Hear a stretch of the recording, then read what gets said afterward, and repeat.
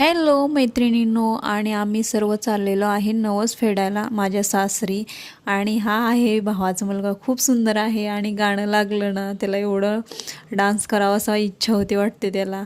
आणि शांत बसतोय, त्याच्या मम्मीकडे नाही माझ्याकडे बसलेला आहे. आम्ही सर्वजण चाललेलो आहे. आणि बघा इथे माझ्याकडं बघून तो कसाही करतोय कॅमेऱ्याकडे बघून. आणि फायनली आम्ही पोचतोय, सारोळे म्हणून गाव आहे तिथे.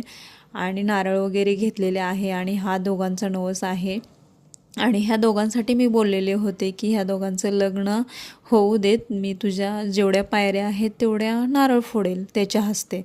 आणि मग नारळ वगैरे घेतले आम्ही दुकानातून, 11 नारळ घेतले. आणि प्रत्येक पायरीवरती तो फोडत होता. आणि स्वरा हा पाणी घेण्यासाठी बघा ग्लासमध्ये कशी त्याच्या पुढे पुढे करते. आणि 11 नारळ फायनली फोडतोय तो. आणि प्रत्येक पायरीवरती एक एक हे करून फोडायला लावले. आणि ऊन एवढं होतं ना, पाय एवढे पोळते ह्याला आले होते, बापरे काय सांगू नका. आणि 3-4च राहिल्या असतील आता पायऱ्या.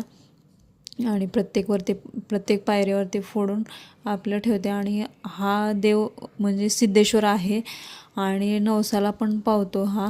आणि मी सहज असं बोललेलं होतं आणि बरे दिवस रखडलेलं होतं ना ह्या दोघांचं, त्याच्यामुळं मी बोललेली सहजच. म्हणलं होऊ दे म्हणलं ह्या दोघांचं, मी प्रत्येक पायरीवरती त्याच्या हस्ते नारळ फोडेल.